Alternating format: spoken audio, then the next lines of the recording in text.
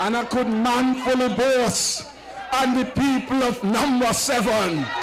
I could manfully say, Harris again.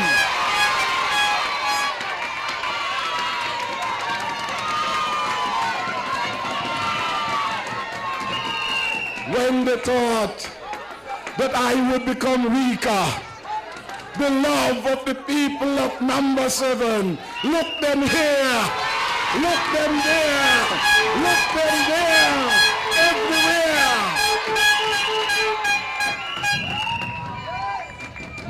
And I am not playing no dirty politics with them. It is natural love, which comes from knowing that Harris loves and Harris cares for his people. And Harris will be there for you. And I'm not coming around with no tuna Vienna sausage. I'm not coming around with no 1 pound of rice in a Ziploc bag. But it tells you though, how they think of us. They think that the people of the country can be easily fooled. That is why people are watching. Nations are watching and hoping that the people in St. Kitts will do like they do. Will vote convincingly and overwhelmingly for change and for good government. The eyes of our Caribbean region is on us.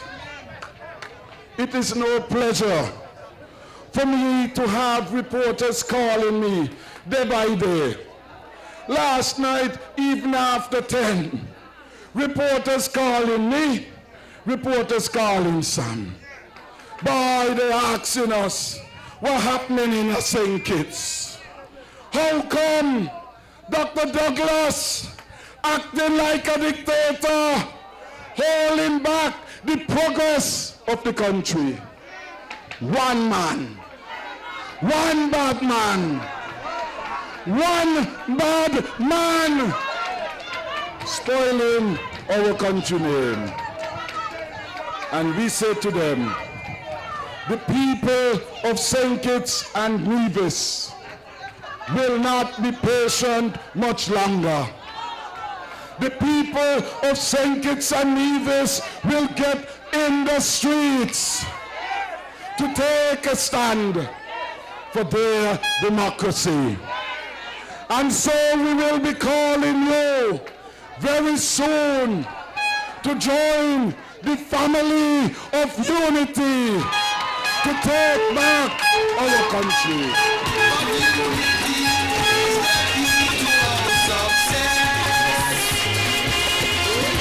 Don't let this country fall. Don't let this country fall. Don't turn your back on this country.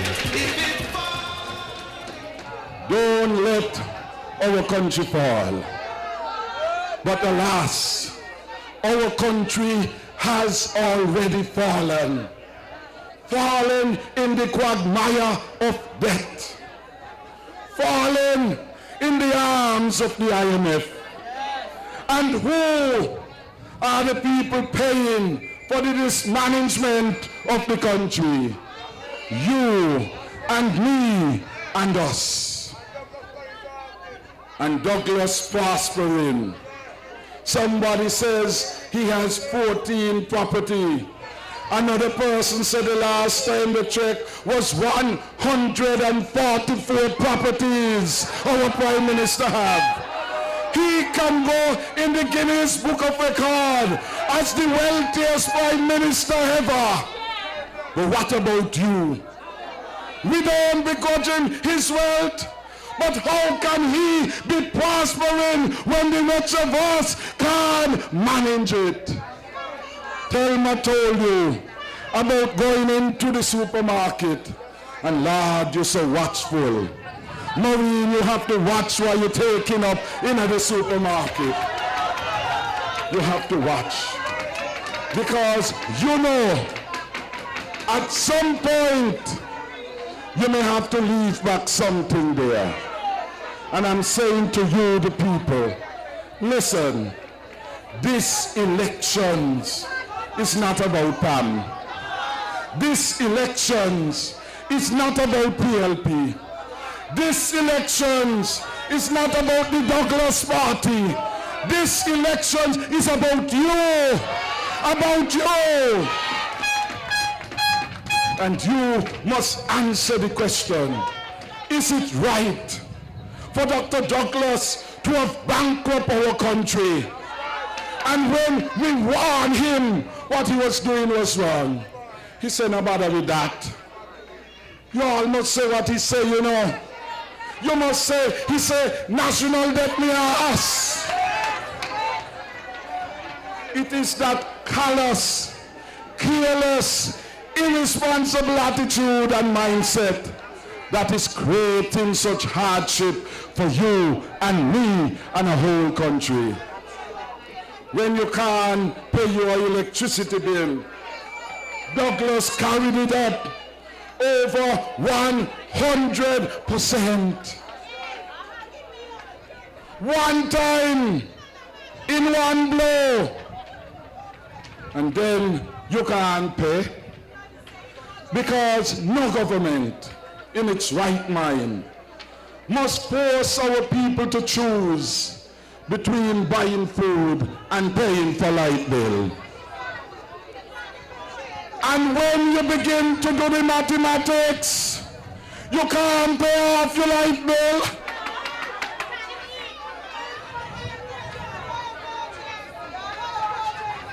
And then they have the audacity, they have no conscience, that even on Sundays they send to cut off people's lights and embarrass people. They who on one hand said they put laptop in the hands of our young people. What use is the laptop when you reach home and the house is in darkness? The policies of the government certainly not working for you. And we, working with our partners in unity, pledge to you, immediately, when we take back our government, we will give you relief from that burdensome arrears of electricity. We must do that for you, because you deserve better. And you ask yourself, when you are Prime Minister, took up 42 million of your money and give it to a foreign entity, having told us that Christopher Harbour had all these billionaires lined up. They had all the money. They were ready to go. Suddenly, they ain't got no money. And he takes our money, $42 million to give to foreigners. Dr. Douglas, you're too worthless, bad.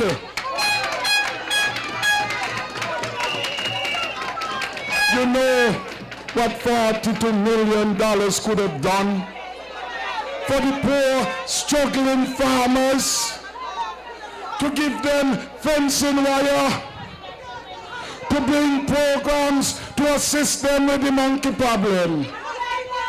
You know what $42 million could have done to improve health care in our country. $42 million could have given us a brand new Mary Charles Hospital. $42 million could have ensured that when you are up at Mary Charles, you don't have to call and beg somebody, give me some money to buy medication to go back in the hospital, which should be saving your life. Choices matter in politics. And when faced with a choice, Dr. Douglas chooses the foreign interests over we, the people of St. Kitts and Nevis. Somebody deep in this soul of a nation. Somebody gone with the love that we had.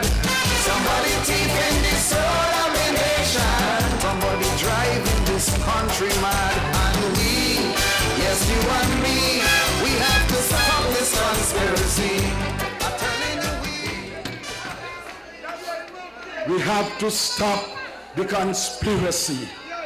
The soul of the nation is being shamed by one bad man. All right. I'm hearing you. I'm listening to you. The soul of the nation has to be reclaimed. And we will reclaim it working together as one people, whatever our politics. We are in a deep mess, and we need all hands on deck to rescue our country. And that is why we say unity is the recipe for a better St. Kitts and Nevis. $42 million gone just like that. Poof, poof. 42 million gone. And as if he think he could fool us. Let me calm them down, says this trickster, by let me announcing $5 million for OTI. When you think, are we not smart? You think, are we not understand the corruption that is happening in the land which must end? We understand it. How come we must always be last with this bad man? The first time we got an understanding about this SIDF was when we heard Kitty Hill got millions of dollars of our money, you know. A man came in with an idea alone, and not 1 cent of his money. And our leader doesn't say, thank you for your idea. I have other creative young people in St. Kitts and in Nevis, at home and abroad, who have even more beautiful ideas. And I love my people come first. Your leader must be able to say that. And so the man comes in from Trinidad, and he leaves laughing at us.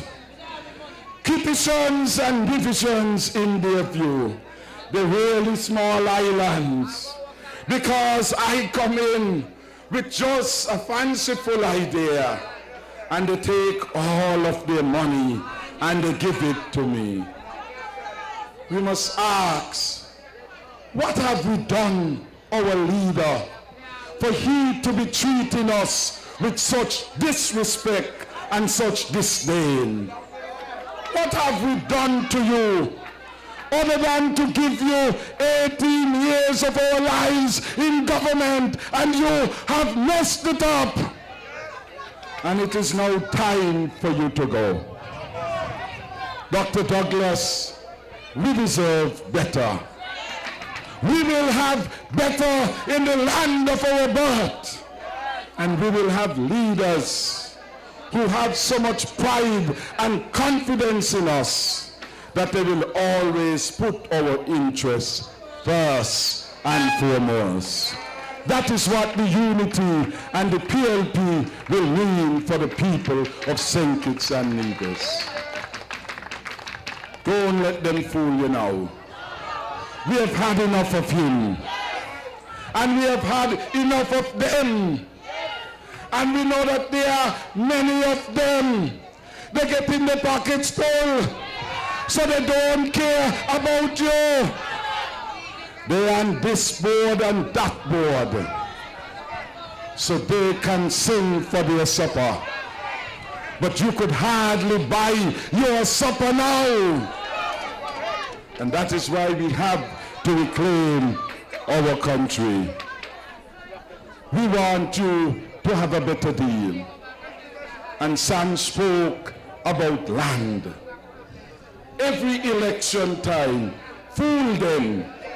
Give out some land. And after the elections, take them back from them. And tell them you had another plan. Well, how come it took him so long to take back the land from thieving Alan Stanford, his best friend? He loved Stanford so much that he gave this man our best land at the airport at 68 cents per square foot. 68 cents for the foreign interests. $4 for you. $6.95 down at Limekiln. And you go on and on.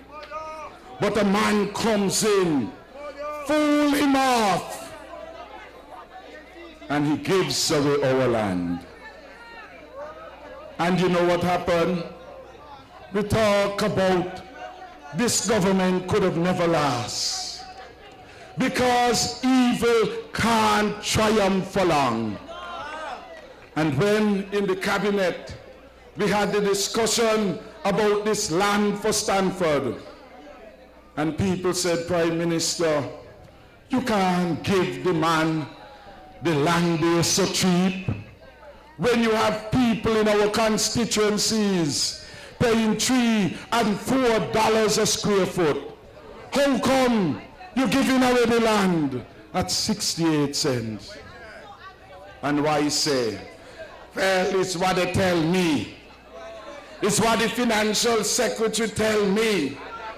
That don't bother with the price of the land. That the man gonna bring the FOB from Antigua and bring it down here. That the man gonna work out something for us for the general elections.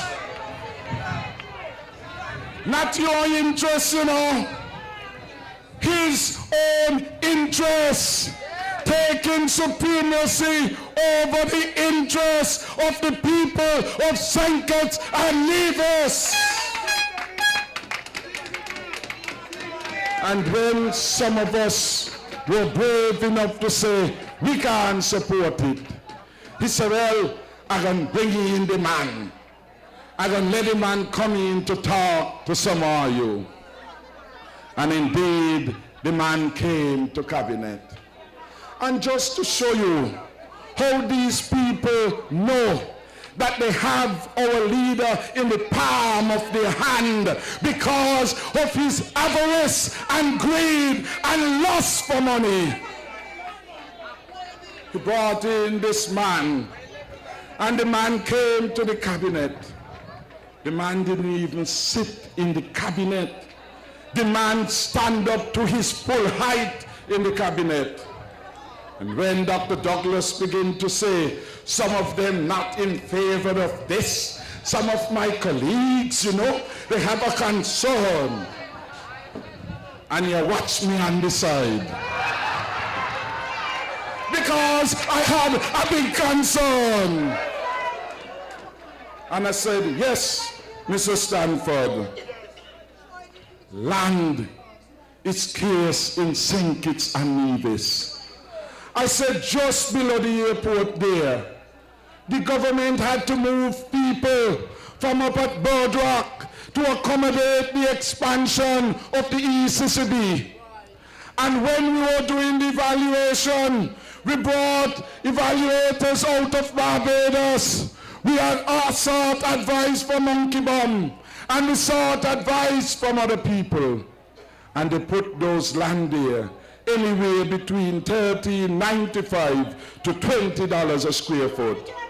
And the Prime Minister contemplating prime land going to foreign interests at 68 cents a square foot.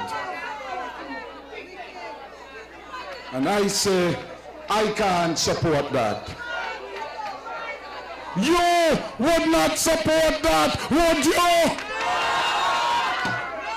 It is unfair to you.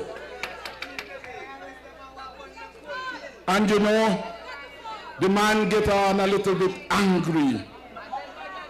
But you can't fear them when you have a good point. And he began to tell me, well, you see, I will sign what I will do. I can have a performance clause. What I say I will do because I am the real McCoy. Where is the real McCoy now? In jail! In jail!